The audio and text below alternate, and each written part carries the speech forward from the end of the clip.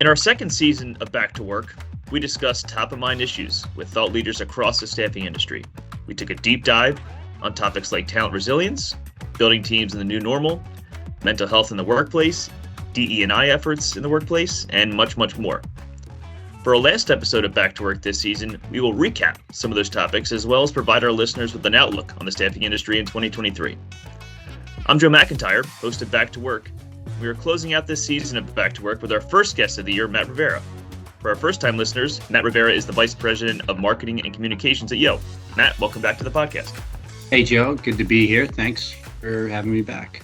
Well, great to have you. So back in March, when you joined the podcast, we discussed talent resilience in the face of the unprecedented mass exodus that companies have witnessed. This year saw not only the Great Resignation, but also the rise of the term quiet quitting. What elements of talent resilience worked, and what advice would you give companies looking to continue to maintain employee performance in the new year, as things are certainly going to change even more? We might see that's an understatement. Who knows what's happening? I mean, who could have predicted a pandemic, right? So, I think we need to be prepared for, whatever's coming. And I think that for some companies, this could be an inflection point regarding talent. I think that some companies built back that muscle memory for talent acquisition that had been lost. And I hope that many took the opportunity to reassess their talent acquisition processes. And in fact, we saw that a lot from our customers. So there was a lot more interest in things like RPO, recruitment process outsourcing, and getting back to hiring when they didn't have some of those processes in place. It still feels like, and I think many companies are pretty reactionary. They hired, and now when things look a bit uncertain, will they simply just shut off the spigot and go, okay, stop, we're done, and forget, some of the things we've learned. What we call the Great Resignation, quiet quitting, I think has been followed by some regret and disappointment for both workers and companies. Some went to positions that didn't work out or weren't great or weren't what was advertised. Others were simply laid off. I think that maybe some of the companies didn't get the talent they thought they were getting and probably paying a lot for. So again, like right now, to me, things still seem very reactionary. And that's, that's a cause for caution as we go into next year. Companies still have to look for sustainable strategies and continue to invest in talent, even as things slow down. I believe if you do this, as a company, you'll win. And I hope they hired for potential and they keep developing good people. I think that's something we talked about last time, which was making sure that you're hiring and developing people for their potential for the longer term and not just I need to fill a job. And then helping them be more resilient. And I think, we'll probably talk a little bit about that, because if we're talking about, what happened this year and what could potentially happen next year, it's more than ever about the employee experience, for sure. I mean, we talk about staffing and talent cycles a lot, not just at Yo, but just broadly. Does this remind you kind of where we are now, coming off a pretty challenging year, going into kind of another uncertain one? Remind you of any other time in your career? I mean, you've been doing this for a little while now. What does it kind of remind you of? Anything that comes to mind? Thank you for saying just a little while. That's very kind of you. So, yeah, this is, I think, this is a little bit unique, and I think we've seen it, and I relate it to the cycles we've seen in technology, right? So it's gotten very short in technology, the product cycle and things like that. So I think here it's been shortened, and I think that's what's taken many companies by surprise, because I think in the past, we've probably had more time for these cycles to kind of unwind, right? So you go into, hey, we're going to hire a lot, or the bell curve is contract workers, temporary. And so you shut off the valve for permanent hiring, and then you hire contract. And then as you go to the other side, things start to loosen up and you start hiring perm again, and you maybe not as many on the contract basis, and then you really start hiring perm. So I think we had time for that to develop. So I guess my message on that right now would be, you don't have that time. We don't have that luxury of time anymore, because if things pick up really quickly, that's the way it's going to be. We're going to have to react to that and make sure we have that. If they don't, you're still going to need talent. It just may be in different areas, or it just may be in different ways that you use that talent. So I think, again, it still feels very reactionary. And I think the cycle has really become a lot shorter. So I think companies need to cover all their bases, right? They need to look at talent holistically and total talent across their organization. And that's really will allow them to, you know, just pull it up and down as they need to in different areas and with different types of engagements. I mean, one thing that certainly changed everything was the pandemic. Every aspect of our everyday lives completely transformed. But the longest lasting impact seems to be on our mental health. We spoke to your colleague, Becky Harwell, who's an internal recruitment manager at Yo, about addressing the fears of social anxiety when it comes to returning to an in-person work environment. Let's hear from her there. I think avoiding things that make us anxious can sometimes feel like it's the easier option in the short term, but this can make things quite hard in the long run. So gentle integration back into a kind of a face-to-face environment, I think, is key. So what's worked well for us in the UK office is that we've worked a hybrid model. So we work some days in the office and some days from home. So, Matt, what are some strategies that you would give to employers looking to transition back to the office? I know actually Yo, for folks who work at Yo as recruiters, have a cool program called Yo Flex. Maybe you could talk a little bit about the origins of that, and then maybe how companies, or you think where you're hearing, should work on that hybrid environment and how that may all shake out. This is a great question and a huge issue that we're going to be talking about, I think, for years to come, because it's really become part of when we brought ourselves, with the pandemic hit all parts of our lives. So it wasn't a work thing. It wasn't a personal thing. It wasn't a, hey, one person and not another, or one area of the company and not another, those types of things. It was universal and ubiquitous. And so that's huge, and I think we're going to have to, it's going to take a long time to continue to help people through this. And I think that anyone that has kids realizes there was trauma involved in going through the pandemic. I related to schools and children and teachers going back to school. I'm on my local school board, and we're seeing more disruptions in school than ever.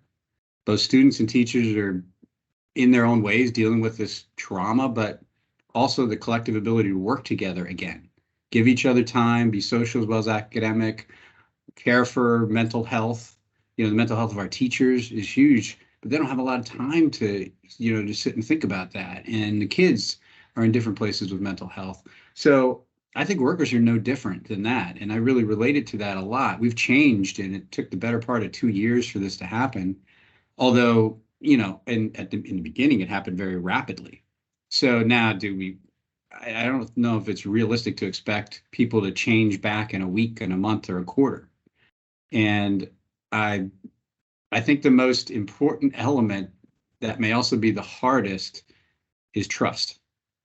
And do we trust our workers? Have we invested in them and in ways of working that help us trust them? So as you said, Yo went to a model called Yo Flex that really only includes one mandatory day in the office each month, not a week, a month. So that is, a way to say, hey, we still need to get together, and we need to, and workers have the option to come in any day of the week they want. But we realized it wasn't going to work for everybody, and it wasn't just going to go back to the way things were. So it's trust, and there's still clear expectations, and we put tools in place to help and to make sure we're managing that. But then it's giving them the trust to say, we know you can do what you need to do, and also deal with this trauma, and also get back to working, and also, get back to work-life relationships and all the things that go with that, and the things I talked about earlier with school. So you got to learn how to work together again in a different way. And we've all been doing that. Leaders have been doing that. And then, of course, it's, it's communication and connection. So we have that one day in the office is called the Collaborate Day. And sometimes it takes the form of, we're going to meet and talk about stuff. Sometimes it's casual, and we just want to connect. And, and I think that's the key, right? Finding good ways to connect, communicate. And the conversation is different now, I think. I think it's more of, how are you doing? Rather than, did you make those placements, or did you get your work done? Mm-hmm. And I don't think we do that enough. And I feel certainly for workers who did not have the option of working remotely, because they didn't have time and they weren't really asked a lot of that. We needed to get things done. So I think that's changed really the way we talk about and think about mental health at work. And it's not just hey, you can call our employee assistance program and hotline, and if you need to. I think everybody potentially needs to. It's just at differing levels or differing times. And so, you have to make that okay. We have to normalize that as much as possible. And I think it's accelerated that conversation around mental health. Yeah, I mean, no one certainly, I'm sure, has the solution to what this all is going to shake out to be or what the best situation is for everybody. It's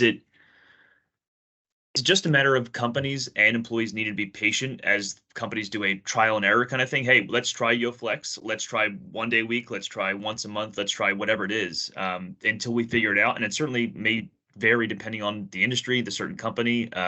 Probably just people need to be patient. I don't know. What do you think? Yeah, I would agree that it's equal parts, like I said, patience and trust, Yeah. right? It's hard because, again, we need to get things done. We need to make sure that work is done, our businesses thrive, and that we have businesses to welcome employees back to, and to have a business that can sustain growth in employees. So I think for leaders, it's hard. And I think that's another part of this, mental health equation, is just making sure that leaders have what they need and being patient as they learn this new work environment and the way we're working, and then trusting them to, make those decisions that are right for them right now. It's, I think we made a lot of decisions for workers in the past, and we dictated a lot of what had to happen at work.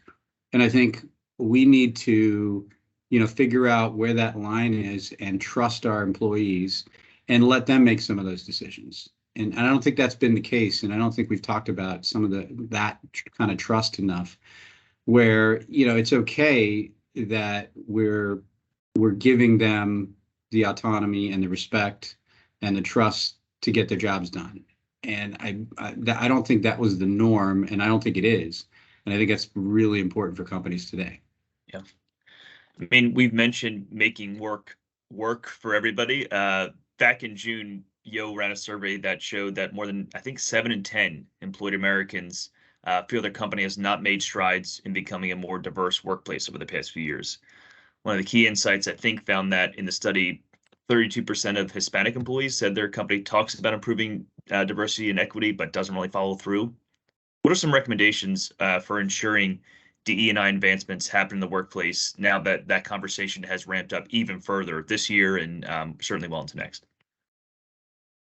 When it comes to DE&I, I've always talked about access, right? Is providing access as much as possible. So we need to make sure we're providing access to open positions, to development opportunities, to promotions, to diverse individuals in our workplace. And I would agree with that statement that the follow through is the key and many times the hardest part. I've argued with our teams that we're at the hardest point of our DE&I journey.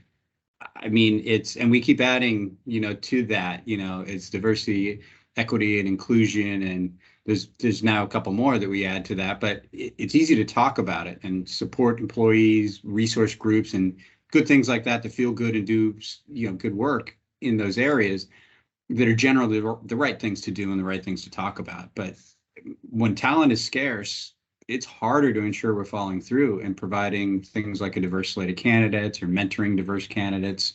In some industries, I'm sure I need people to get the job done. I'm not worried about that, or I'm not thinking about that, or they've allowed themselves to, when they're looking at diversity statistics, go, yeah, but, we're having trouble filling the roles.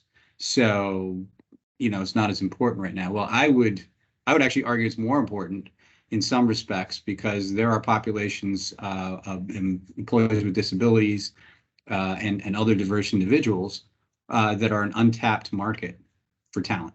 And we need to look at that. I think IT is discovering individuals on the autism scale who are very good at discrete tasks around some of the IT things that need to be done. But what I would add to the discussion is that we need more leaders as advocates to make sure that the processes and training and development programs don't exclude diverse population. It goes back to access. You have to be really aware, and you have to really think about it, and you have to look at it and say, are we really giving opportunities? And we all of us need help and advice in this area. Like I said, this is kind of the really tough part of this journey. And it extends also to a company's extended workforce, like temporary workers, contract workers. We need access for those type of worker engagements as well, because, I think sometimes that gets lost. And lastly, I would say that we really need to make sure diverse workers are seen and supported. We can't forget that for many, and I was reminded the other day of this, that, just getting here for many of them is a tough journey. And we can't take for granted what they have and what they need to be successful. And for some of them, there's still hurdles. Some may feel like they're not getting the respect they deserve, or that others in the organization respect their authority, their experience, their management style, their, whatever it is. I was just talking about our executive team about that. We can't take it for granted when we put somebody who's diverse in a position and say, hey, you're the manager, that everybody else is going to get on board with that. And everybody else is going to just fall in line and respect and give that person the same respect they gave their predecessor, who may not have been diverse. Or we've also had those situations where we put a diverse person in that position and it hasn't worked out. But we don't go back and say, well, why didn't it work? Oh, it was just the person. It might have been, but we need to make sure that happens without exception. Everybody brings biases to work. We need to recognize and help people through it.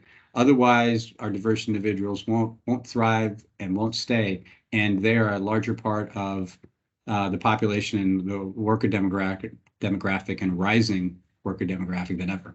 Yeah, I mean, is it so dependent on leaders to kind of embrace this? Because if people across the organization say, yeah, we got to do this, but if the 1 or 2 people or 5 or 10 people at the top don't make those meaningful efforts, it can kind of nothing matters, right? So it's got to be a top-down embrace of this DE&I, and make sure you're changing the workforce in the best way. And otherwise, it kind of can seem pointless at the lower level people, the younger people. Oh yeah, we need to do this, but the upper heads, don't really agree. So yeah, I think it works both ways, right? Yeah. It's there are just some areas where it's got to come from the top down. And I think there's also, this goes along with, we talk a lot about safety just in general, and people think safety, well, don't trip over something or don't get hurt at work, those types of things. But there's emotional safety. There's, being willing and creating an environment and a culture where you can speak up. So I think from the bottom, people need to speak up when that's not the case. And I think that, people who are bystanders in that conversation, who see it, need to speak up, because sometimes it's not you, but you see it. And so I think, other workers can help by saying, hey, this is what I hear and this is what I saw. Mm-hmm. And that's doesn't seem right, and it doesn't seem fair, or it doesn't seem safe for this person. And so I think that's another way that companies can help with that, is to encourage that and make it safe for people to speak up. Yeah. Earlier this season, we were thrilled to welcome Barry Aston, president of Staffing Industry Analysts, on a 2-part series for this season. Barry discussed workforce management, competitive landscapes, and the intersection between talent and technology. The conversation discussed how important it is for companies to have a genuine effort in ESG when recruiting. People are smart, and they can sort of read the BS meter where it's just sort of the lip service. So I think it's important that it's authentic. But yes, I mean, obviously people care about the environment. We've been through this whole big social change. Rightfully so, around diversity, equity, and inclusion, which I think now is even to the point where it's not just like the right thing to do, but it's also in this moment of intense talent shortages, like you can't leave any community behind, or people that you might have overlooked in the past or not really reached out to. Matt, can you define value-based recruiting and why it's changing the talent game more than probably it ever has? I love this, and I love Barry. He's been a great leader for SIA, and I love how he defined the issue, right?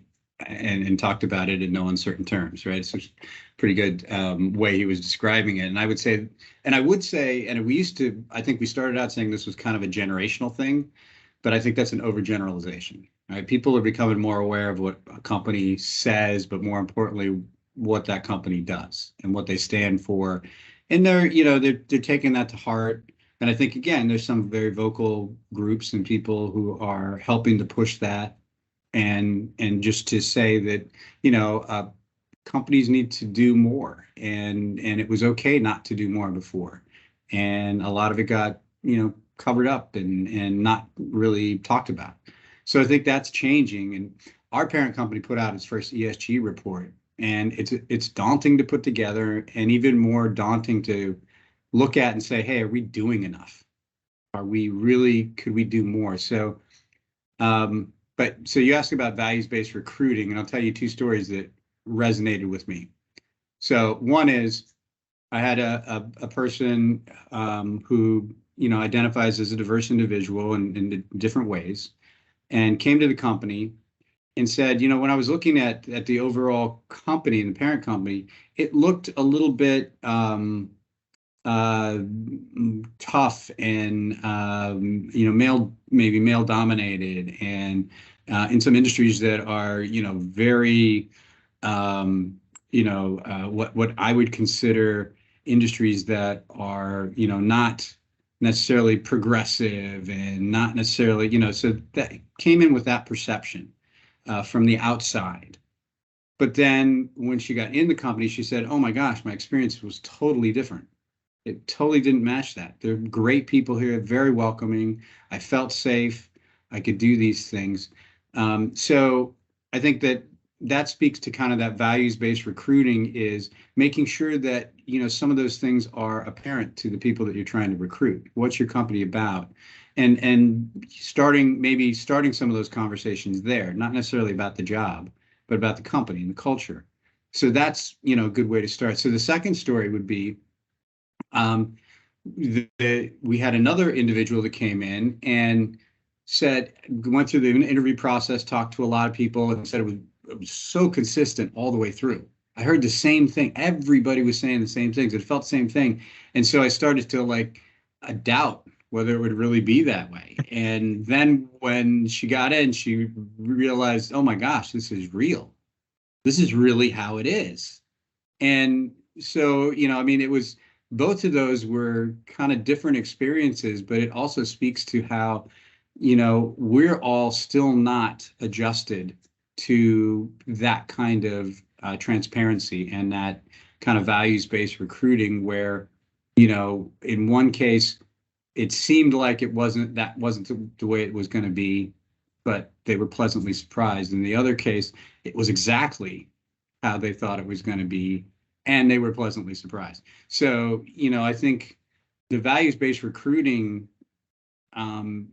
could be a game changer for some companies and some industries and others that will help them understand that there are, after all these things we've been talking about with the pandemic and mental health and all these things, it's important that you have a company that somebody can bring themselves to, feel safe emotionally and physically, and also work in a way that suits them for diverse individuals and all of those things. So it's more of making sure that's apparent to anybody coming into your company. And I think that's a huge recruiting advantage, and it will continue to be, because again, if you can match the experience all the way through, the employee experience, and it does match, that word gets out. And people really, if it doesn't, I would have been really upset if either one of those had turned out like it wasn't welcoming. So we've taken, steps in some areas to say, oh yeah, we need to look at that. And we need to make sure that's welcoming to a diverse group of people, so that they feel like it from the very beginning, that it's going to match that. But it would be really, the other side of the story is if you're saying all these things and then you're not actually doing them, that's huge. And that gets out probably faster, and people get more upset about that. Yeah, that's probably why the second story you mentioned, so many people I'm sure have gotten burned with I don't know if it's a bait and switch, whatever you want to call it, of I was sold this company that accepts this, or we're, this welcoming organization that is, does all these great things. And then they get there and it's not the case. So it seems like that trend is kind of reversing at least a little bit for some of those companies. And I think the past 2 years have kind of shown leaders and those who are hiring the importance of being authentic when you're recruiting, because employees aren't going to fall for the bait and switch anymore. And as you mentioned, even people have still gotten burned by making the switch. So things are shaking out, but I'm sure it's going to be a long process. Yeah, I think that it's both thinking that people are thinking about and will act on working for a company that values the world, their health, and concerns about wellness and environment and doing what's right. So it is something that is important to workers. Yeah. So as the pandemic hit the entire workforce, we talked about this a lot already today, but maintaining good mental health is top of mind for everybody. A Yo survey found that a staggering 3/4 of employed Americans, around 76%, feel their employer does not prioritize their employees' mental health. Our guest, Janet Gerhard of FHE Health, highlighted how employers can better understand the signs of mental health issues going on in the workplace. But if we're struggling with a behavioral health issue, as I said earlier, we're doing everything we can to mask it. So it shows up in signs and symptoms, though. The people who are struggling with depressive disorder, often taking more days off than normal, often arriving to work late, often in a very personal way, not sleeping well, not eating well. So employers, I'll circle back to communication. Employers need to be communicating that there are programs available. Matt, do you have any best practice strategies for implementing mental health check-ins with employees? You mentioned having hotlines is a great concept potentially, but really doesn't quite get to where people need to be. So what are some of those strategies or tips you have for focusing more on mental health in the workplace? As I mentioned earlier, I think we're all been through this collective trauma with the pandemic, and now we're forced to think about what's normal and what's not, or am I normal, or am I feeling okay, or am I not? And I'm no expert, but I don't think the brain's prepared to deal with all this stuff, and certainly not on an ongoing basis like we've had to deal with. So I think, as I said, it's making time to ask, not about work or anything else, but just how are you doing? And there's questions like that can just be as easy as how is your work day going? How's today going? And maybe even focusing on just how they're feeling that day, because every day is not equal. And so I think it's just giving them the time and the space for the help and the support they might need. We have a great opportunity with this horrible pandemic, and it was really because we had to reassess what it means to work. It was huge, but we have some people who didn't even have the option of working from home, and it's really hard. So I would say there's a few things. One would be, look for the signs, and this is why it's more important than ever to stay connected, and especially if you're remote, is just look for signs when people start to draw inside themselves, draw back a little bit, aren't as accessible.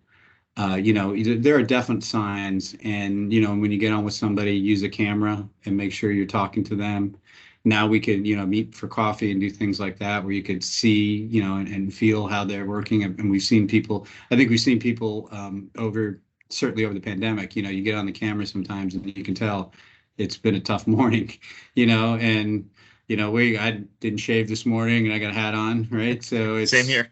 Yeah. So, it's okay to do that some days, and you got to let people do that because, with all the things we have. So the other suggestion I would have is to give them a little more than you think is needed and see what happens.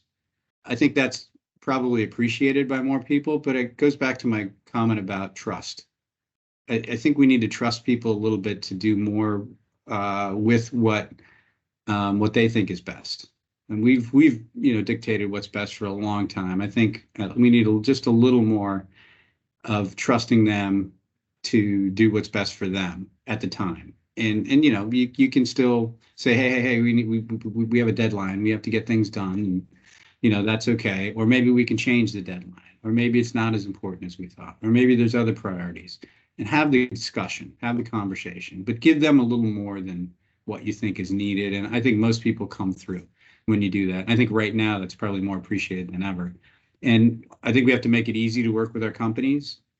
It shouldn't be harder, especially right now. Everybody has more to deal with than they ever have. So let's make it easy. We can always change it later. You can always make it a little bit more rigid or, change the parameters. But I think right now is not the time. And I think that was the knee-jerk reaction when it was kind of everybody back to the office for some companies. And everyone said, wait, hold on. Are you kidding me? That doesn't seem like you're making it easy for me, or you're making it, and I think employers felt like, well, we've always been able to say that before. Why shouldn't we now? But again, and then I think the last thing I would suggest is that we reinforce from the top down and from everybody who has workers with them that it's okay to ask for help. That it's okay to say, look, I can't be on the call today. It's just, I'm having a tough day, or I need to get help for this. I need some time, and work with people to do that. And I think you need to just be willing to say it's okay. And people need that now, and people are going to need that in the future. Covered a lot of topics already. As we look ahead to 2023, are there any that you feel will continue to kind of carry over into the new year that we haven't discussed yet? Trends, important things that employers and recruiters, employees also should keep in mind? Yeah, I think I'll just give you a couple of quick ones. Worker satisfaction, for one. We kind of talked about it around mental health and other things, but I think we've been doing a workers' confidence survey for years now. I'll be really interested to see what changes in 2023. Do they feel, hey, I need more money because I'm working too harder, and inflation, and will they believe they need to be promoted because they're the only ones left, and other things like that? How are people feeling about their job security? We saw the Great Resignation, and now are people going to be like, oh wow, now I'm really worried about not being here. I was looking for jobs before, now I'm just happy to keep my job. I don't know where people are going to land. I think it's hard to generalize because there's all types of jobs and workers, and people are dealing with a lot. So I think companies, it goes back to the worker experience. You need to care for the worker experience and find new ways to make sure workers, and I don't want to use the term, you don't want workers to just be happy at work. You want them to feel appreciated and safe, and those things at work that are not necessarily all tangible type things. And happy with the culture and the experience, more like not just happy at work, but happy with the culture and the experience they're having. And the other thing I think that I'd add is the supply and demand equation. I do believe in certain areas, whether the Fed wants to slow down hiring or not, we'll see demand for certain skills, maybe life sciences, technology. R&D and projects that are going on need to continue. And not to mention manufacturing and production. So we're still getting back to full tilt manufacturing and production. Are we really going to slow that down? Are we really going to stop that? I don't know. So I think there'll still be high demand for some key workers and not enough workers to fill those spots. Yeah. Staying on the future, just one final question here. Any trends in recruitment? You mentioned a few there that you're going to be keeping your eye on in the new year. Certainly, Yo has been doing this for quite a while, and things have changed. Like we mentioned, there's always peaks and valleys here. But any recruitment trends that you think will kind of define 23? I'll be watching for how companies reassess their processes for getting the talent into their organization and keeping it. Mm-hmm. Because I think the pandemic caused everyone to reevaluate, right? Office space, office life, and caused companies to, with workers who couldn't work remotely, to think about their health and welfare, and forced in some cases. So I think these things will continue to dominate talent acquisition and talent retention efforts. So, will we get to a point where companies will insist workers come back to the office, and in what terms? What will that look like? And we talked about Flex and other ways of doing things. So, and how do we care for workers who have continued to work, rain, shine, pandemic, whatever. So I believe companies still have work to do, and hopefully they'll look at it more holistically and think about all the ways that they get talent into their organization and find ways to attract and keep good talent.